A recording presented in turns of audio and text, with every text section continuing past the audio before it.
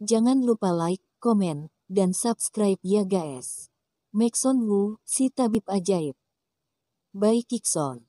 Bab 31, King Kong Fingers. Ada wanita di pelukan Maxon Wu, hatinya sedikit bergetar. Dia menepuk-nepuk pundak Stella Zhu. Tidak apa-apa, tapak pasir besi apapun, kita punya cara menaklukkannya. Hati Stella Zhu penuh dengan rasa terima kasih. Dia tahu Maxon Wu melakukannya demi membantu keluarga Zhu. Orang dunia silat muncul, harus mencari satu alasan, kalau tidak sama saja mengirim pasukan tanpa alasan. Meninggalkan pelukan Maxon Wu, Stella Zhu berkata, sekarang kita harus bagaimana? Maxon Wu bertanya pada Bobby Zhu, paman sebelumnya berkata ingin mengundang master untuk membantu. Bobby Zhu tersenyum pahit, sebelumnya memang mengundang beberapa orang, namun tiba-tiba tidak dapat dihubungi, pasti tidak akan datang. Aku menebak mereka mungkin mendengar rumor, tahu bahayanya ini, karenanya menyerah. Maxon Wu, tidak datang juga baik. Begini saja, paman kumpulkan seluruh keluarga, kita harus melakukan persiapan penuh. Bobby Zhu mengangguk. Maxon Wu adalah satu-satunya master alam ki di antara mereka, saat ini hanya bisa mendengarkannya. Pada akhirnya, setelah berdiskusi, memutuskan pindah ke sebuah rumah di pinggiran kota. Melakukan seperti ini, satu tidak mempengaruhi tetangga di sekitar, bisa tenang melawan musuh. Kedua, bisa mengulur waktu, karena Krosen Kiao memerlukan waktu untuk menemukan mereka. Sekarang Maxon Wu memang memerlukan waktu, dalam seni surga, bumi, neraka, dan alam baka, ada sebuah jurus untuk menaklukkan tapak pasir besi, namanya adalah King Kong Fingers. Ingin berlatih King Kong Fingers, paling sedikit juga harus melancarkan satu meridian sekunder lengan, sedangkan melancarkan meridian sekunder memerlukan waktu. Pada akhirnya, Bobby Zhu mencari sebuah halaman di pinggir kota yang memiliki 8 bungalow, semua orang untuk sementara tinggal di sana. Karena penyakit Leni Zhang harus meneruskan diobati, jadi dia menelepon Leni Zhang, berkata dia menemukan pekerjaan di pemerintah kabupaten, tidak ada orang yang memasak untuknya, memintanya datang beberapa hari. Sedangkan biarkan Nelly Wu tinggal di rumah kakek. Leni Zhang langsung datang ke pemerintah provinsi. Maxon Wu menyewa sebuah rumah yang tidak jauh agar mudah mengobati. Beberapa waktu selanjutnya, dia melancarkan meridian sekunder. Dia memperkirakan, asal dalam waktu 2-3 hari, dia bisa melancarkan meridian, berlatih King Kong Fingers. Langit menjadi gelap di pinggir kota, begitu malam hari tiba tidak ada lampu. Seluruh desa gelap gulita, terkadang bisa mendengar beberapa gongongan anjing. Malam ini dia fokus berlatih, kemajuannya sangat cepat, seluruh meridian sekunder di telapak kiri sudah lancar, sisa lengannya jauh lebih mudah, kira-kira sampai besok semuanya akan lancar. Subuh, dia membeli sarapan, tiba di sebuah rumah yang tidak jauh, mengobati ibunya. Melalui akupuntur dan obat godokan beberapa hari ini, sel kanker di tubuh Leni Zhang sudah dikendalikan. Namun penyakit jenis ini tidak bisa disembuhkan dalam 1-2 hari, hanya bisa perlahan-lahan. Setelah pengobatan, dia segera kembali ke rumah yang ditinggali keluarga Zhu. Seperti ini, dengan cepat tiba di siang hari kedua, saat ini dia akhirnya melancarkan meridian sekunder di tangan dan lengan kanan, dengan terpaksa bisa melatih King Kong Fingers. King Kong Fingers adalah sejenis jurus jari, memiliki rute pergerakan ki, 5 jari memiliki cara memukul sendiri. Contohnya ibu jari, bernama King Kong Stem, tenaga besar dan kuat. Jari telunjuk, bernama Point Dragon Finger, karena dia sangat lincah dan sering berubah, pandai dalam memukul titik. Jari tengah, bernama Spirit Finger, sering bisa di luar dugaan, seperti hantu dan dewa. 5 jari digunakan, bernama Dragon Claw King Kong, jauh lebih hebat dari Great Eagle Claw. Kemampuan bela diri Maxon Wu, pertama berlatih kemampuan, lalu berlatih keterampilan, jadi berlatih King Kong Fingers ini sangat cepat, hanya beberapa jam sudah berhasil dilatih. Sisanya hanya lebih memahirkan jurus ini, agar jangan sampai saat digunakan tidak terlatih. Langit hampir menjadi gelap lagi, orang keluarga Zhu kembali ke kamar istirahat. Setelah Maxon Wu mengobati Hans Zhu, dia sedang duduk di ruang tamu duduk berlatih. Dia menggunakan kesempatan melancarkan meridian sekunder di bahu kanan, karena setelah meridian lancar, King Kong Fingers-nya akan memiliki kemampuan membunuh yang lebih kuat. Bahkan, bila memberinya waktu, melancarkan meridian sekunder dan meridian tersier seluruh tubuh, maka kekuatan King Kong Fingers akan bisa dikerahkan sampai terbesar. Jadi pada akhirnya, Maxon Wu yang paling utama adalah berlatih Qi. Sekarang dia dalam masa ritme berlatih alam Qi, yang dinamakan ritme adalah sebuah cara bernapas. Melalui cara bernapas yang khusus, bisa membuat Reiki memiliki ritme yang unik. Reiki di frekuensi berbeda, kekuatannya bisa sangat berbeda. Reiki Maxon Wu dinamakan Reiki neraka dan alam baka karena dia memiliki ritme yang unik. Dalam seni surga, bumi, neraka, dan alam baka, Reiki neraka dan alam baka memiliki tingkat khusus, dari level 5 sampai ke level 1, level 1 yang terkuat, level 5 yang terlemah. Sekarang, Maxon Wu baru Reiki level 4, masih ada ruang yang sangat besar untuk bertumbuh. Reiki level 4 memiliki daya tembus yang sangat kuat, bisa memiliki efek menyerang dari jarak jauh. Reiki level 3 memiliki kekuatan merusak yang lebih kuat, dinamakan kekuatan ledakan. Kekuatan ledakan bisa meledak dalam area kecil, kekuatannya sangat besar, satu tinju sembarangan bisa meledakkan jantung manusia, menghancurkan tulang manusia.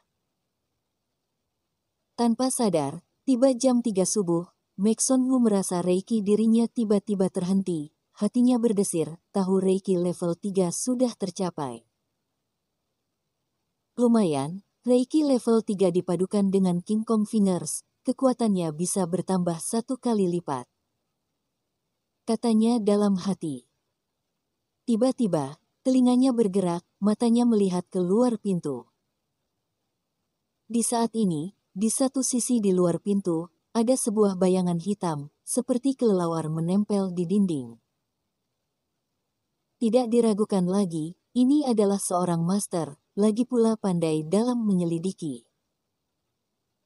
Ini membuktikan, pergerakan keluarga Zhu sudah diketahui orang ini datang mencari tahu dulu. Maxon Wu tanpa bersuara tiba di depan pintu, melalui tembok, ibu jarinya menekan, yaitu King Kong Fingers. King Kong Fingers ini memiliki daya tembus, terlebih lagi memiliki kekuatan ledakan, walaupun terpisah tembok 20 cm, tetap memiliki kekuatan yang menakutkan.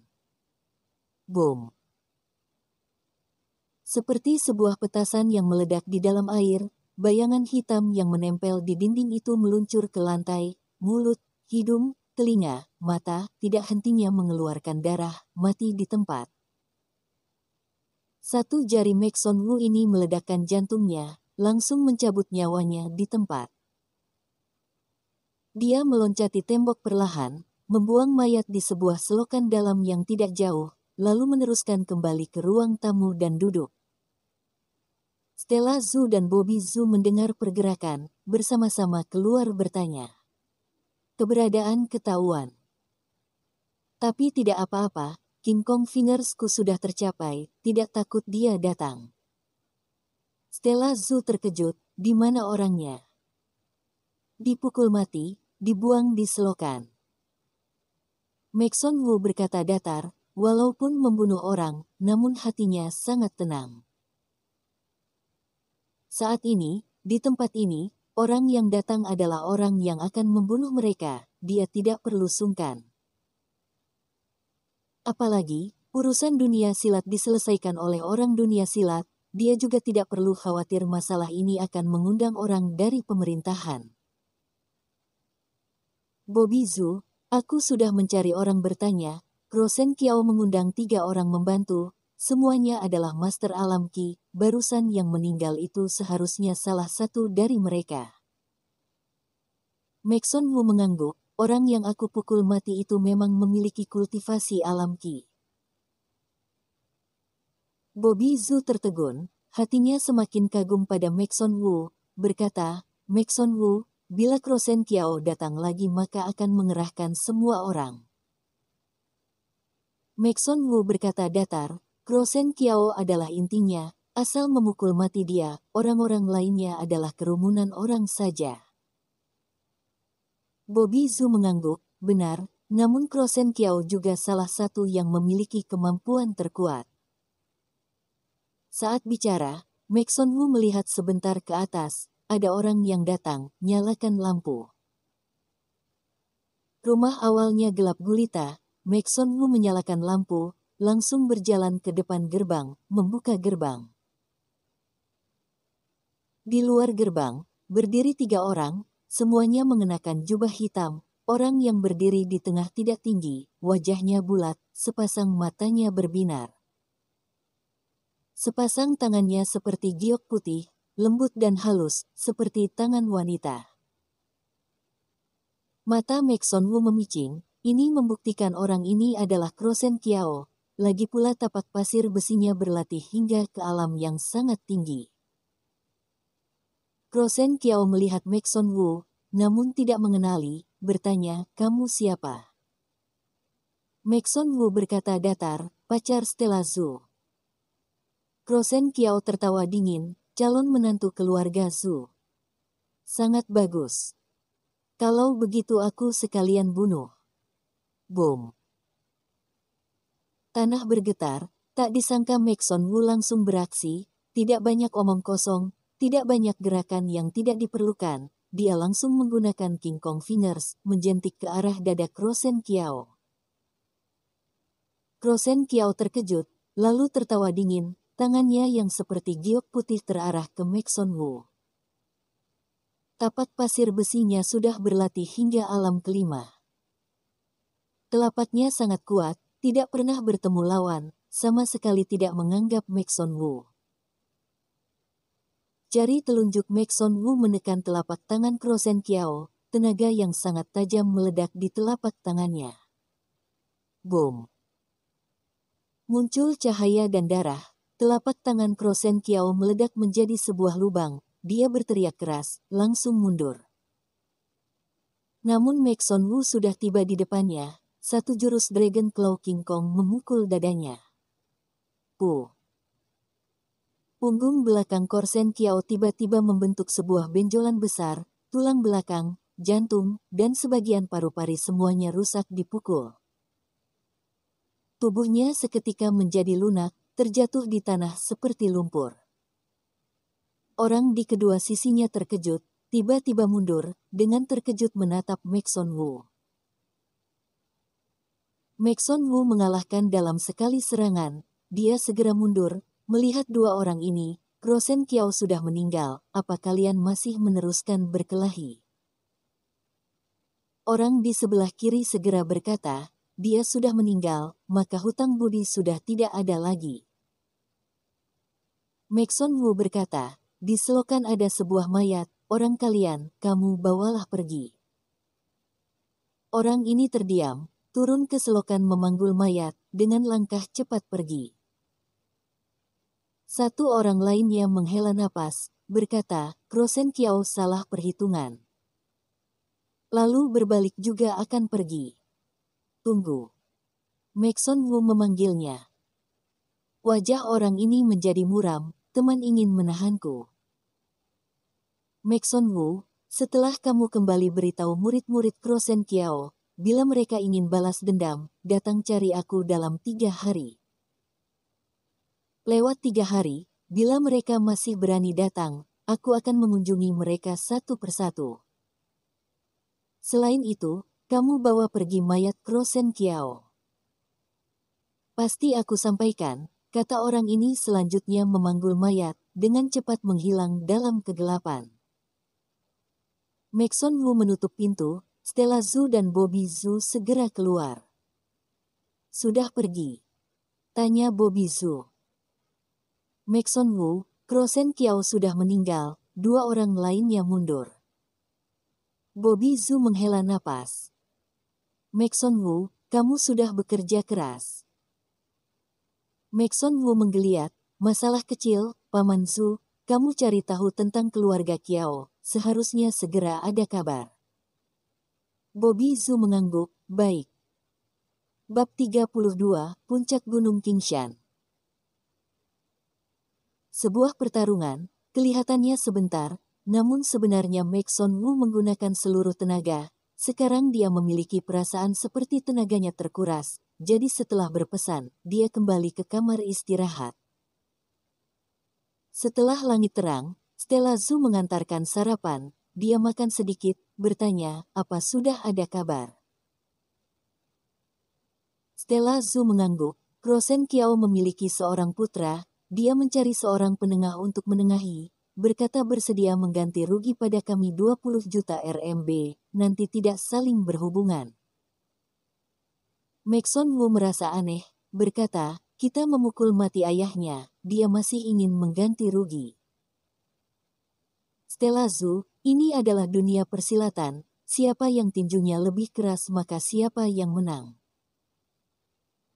Bela diri putra Krosen Kiao tidak hebat, namun pandai dalam berbisnis, dia seharusnya takut kita akan datang membunuhnya, jadi ingin menggunakan uang untuk menyingkirkan bahaya. Maxon Wu mengangguk, berkata, bila di sini tidak ada urusan lagi, aku juga harus kembali. Stella Zhu mengangguk, aku pergi bersamamu, membawa kakek. Akhirnya, Maxon Wu menyetir, memberi tumpangan pada ibu dan Hans Zhu. Stella Zhu kembali ke Kabupaten Mingyang. Dia mengantarkan Hans Zhu dan Stella Zhu kembali ke villa di kabupaten itu, lalu kembali mengantar Leni Zhang ke rumah.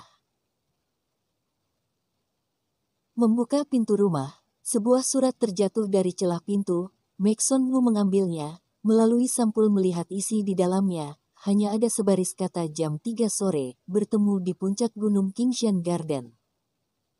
Lalu nama Hubert Song. Hubert Song mencari dirinya, memohon dirinya meminta bantuan, atau mencari orang melawan dirinya. Namun, karena dia mencari kemari, maka hal ini harus diselesaikan, dendam antara dia dan keluarga Song juga sudah saatnya diputuskan. Dia tiba-tiba berkata, Ibu, Nelly ada di rumah kakek, kalau tidak kita pergi ke rumah kakek makan saja, aku ingin makan wonton isi 3 rasa buatan nenek. Leni Zhang tidak berdaya padanya, berkata, baik, kamu yang memutuskan, aku bereskan barang-barang, sebentar lagi pergi. Setengah jam kemudian, Maxon Wu menyetir mobil pergi ke rumah kakek. Dia tahu kakek suka barang seperti gelang tasbih Buddha, jadi membelikan gelang dari kayu gaharu untuknya. Kakek Maxon Wu sudah berumur 75 tahun, tubuhnya sangat sehat, bila ada waktu kosong suka berlatih tai chi. Melihat cucunya datang membawa hadiah, dia sangat gembira, menarik Maxon Wu menemaninya minum. Kakeknya hanya punya Leni Zhang seorang putri, dari kecil sangat menyayangi Maxon Wu. Saat Maxon Wu sekolah, uang kebutuhan sehari-harinya, hampir semuanya diberikan dari kakeknya. Sedangkan saat dia masih kecil, juga hampir tumbuh besar di rumah kakek. Maxon Wu juga memiliki kakek dan nenek dari ayahnya, namun dia sangat jarang ke sana. Setiap hari raya setiap tahun, ayahnya pulang ke kampung halaman sendirian, lagi pula setiap kembali akan marah-marah. Selanjutnya ayah meninggal, Maxon Wu dipenjara, mereka tidak ada yang datang menengok satupun, bahkan tidak menelepon satu kali pun. Ini membuat hati Mek Son Woo dingin. Tiba siang hari, Nelly Wu kembali dari sekolah. Sekeluarga berkeliling makan bersama, sangat harmonis. Mek Son Woo meminum anggur, dia dan kakeknya mengobrol santai. Tiba-tiba kakeknya teringat sesuatu, berlari ke ruang baca mengeluarkan sebuah surat yang sangat tua, berkata, Mek Son, terakhir kali kamu bertanya padaku asal-usul giok itu, aku sungguh menemukannya, kamu lihat.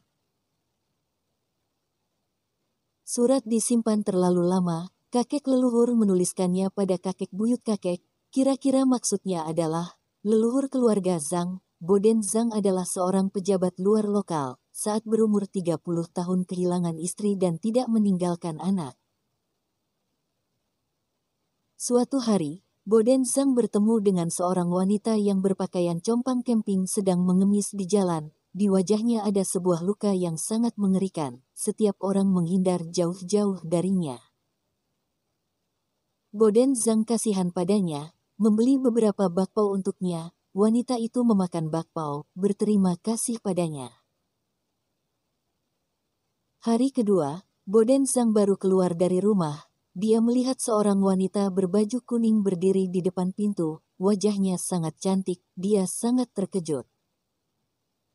Wanita itu berkata, dia adalah wanita yang mengemis kemarin, ingin menikah dengan Boden Zhang, hidup lama bersama. Tidak lama kemudian, keduanya menikah. Setelah menikah melahirkan seorang putra dan putri. Setelah anak mereka dewasa, wanita itu dan Boden Zhang pergi ke hutan di gunung, sebelum pergi meninggalkan sebuah giok, yaitu yang ada pada Mek Son Woo. Setelah melihat isi surat, hati Mek Son Woo terkejut, apakah wanita berbaju kuning itu adalah dewa?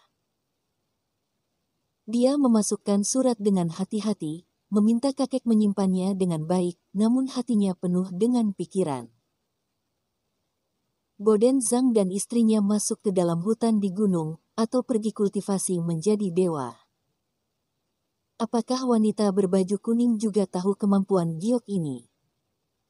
Jam 2:30, dia menaiki sepeda pergi ke Kingshan Garden. Jalan naik ke gunung di Kingshan Garden tak disangka ditutup oleh beberapa petugas, namun petugas tidak menghalangi mereka, seakan tahu identitasnya. Dia melangkahkan kaki naik, tidak buru-buru juga tidak lambat. Setiap berjalan satu langkah, Reiki di dalam tubuh mengalami ritme satu kali, lebih menjadi kuat. Di puncak gunung Kingshan Garden ada sebuah paviliun, di sekitarnya ada beberapa pohon pinus kuno. Di saat ini, berdiri dua orang di dalam paviliun, yang satu adalah Hubert Song, yang satunya adalah ibunya, nyonya tua itu. Keadaan Hubert Song lebih parah lagi, sepasang matanya merah, wajahnya kuyu, singkatnya seperti orang mati. Dia menatap Mek Son Woo dengan dendam, seakan ingin memakannya baru melepaskan rasa benci. Nyonya tua melotot dingin pada Mek Son Woo, berkata, nyalimu tidak kecil, sungguh berani datang. Ada apa yang tidak berani? Mek Son Woo berkata datar, suruh orang kalian keluar. Di balik gunung buatan, berjalan keluar seorang pemuda. Pemuda itu berumur kira-kira 30 tahun, berambut pendek, matanya jernih. Begitu keluar, matanya menatap Mek Son Woo, di matanya ada rasa membunuh yang jelas. Hubert Song berkata, Mek Son Woo, sebenarnya kamu melakukan apa padaku? Mek Son Woo, tidak ada apa-apa, hanya membuatmu tidak bisa tidur, lalu mati dalam kesengsaraan. Hubert Song menggertakkan gigi, kamu binatang. Cara yang sangat keji. Nyonya tua berkata keras, masih tidak melawannya. Selesai bicara, pemuda berambut pendek itu bergerak, seperti bermain sulap, di tangannya ada sebuah pistol. Dor. Sebuah peluru berputar ke arah Mek Son Woo, tepat juga cepat. Mek Son Woo dari awal melihat orang ini memiliki pistol, jadi terus berhati-hati. Di saat pelatuk ditarik, tubuhnya sudah bergerak setengah meter pada saat yang bersamaan melemparkan jarum terbang. Tekniknya ini bernama teknik jarum gosok, kedua jari digosokkan bersama, jarum emas bisa terbang, tidak dapat diantisipasi. Peluru mengenai udara, namun kening pemuda itu terasa mati rasa, pandangannya menghitam, mendongakkan kepala terjatuh. Pada saat bersamaan, di sekitar kembali muncul seorang pria, pria ini berdiri tegak, seperti sebuah tombak, auranya menekan orang. Hubert Song tertawa dingin, Maxon Wu, ini adalah master di militer. Tamat riwayatmu. Pria itu mengenakan baju olahraga biru, gerakannya saat berjalan sangat aneh, pusat gravitasinya dijaga pada satu level yang sama. Lagi pula, orang ini membuat dua pisau pendek, satu di kiri, satu di kanan, menyembunyikannya di lengan baju. Maxon Wu mengernyit, dia tidak membawa pisau, tangan kosong melawan pisau pendek, dia berada di posisi tidak menguntungkan. Tidak disangka kamu begitu mudah, kata pria itu. Maxon Wu tidak bicara, dia fokus menatap pria ini, keduanya saling bertatapan, udara di tempat seperti membeku. Yang jatuh itu adalah bawahanku. Dia meneruskan bicara, seperti sangat ingin mengobrol dengan Maxon Wu. Tapi, kata bawahan, belum selesai dikatakan, Maxon Wu sudah mengeluarkan jarum emas. Reaksi orang ini sangat cepat, di keadaan berbahaya, kepalanya sedikit miring. Kali ini, walaupun jarum Maxon Wu menusuk ke kepalanya, namun tidak mengenai tepat ke titik. Pria itu meraung rendah, berbalik ke samping menyerbu ke arah Maxon Wu. Dia belum tiba, kilau pisau sudah muncul, sangat tajam. Maxon Wu seketika mundur, pada saat yang bersamaan menunjuk satu jari, menggunakan poin Dragon Finger, menekan di punggung pisau.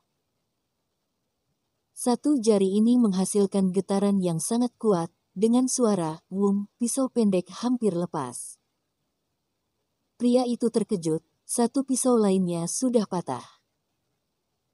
Gerakannya sangat cepat, namun dalam pandangan Maxon Wu, gerakannya sangat jelas.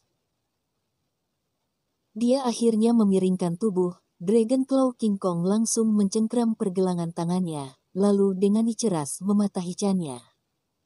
Krak. Pria itu mengerang, satu pisau lainnya menebas miring, namun Maxon Wu sudah memiliki persiapan, menarik pergelangan tangannya yang patah dan menepisnya ke depan, membuatnya terbang melayang. Pria itu terjatuh di atas gunung buatan dengan keras, lalu terjatuh di tanah.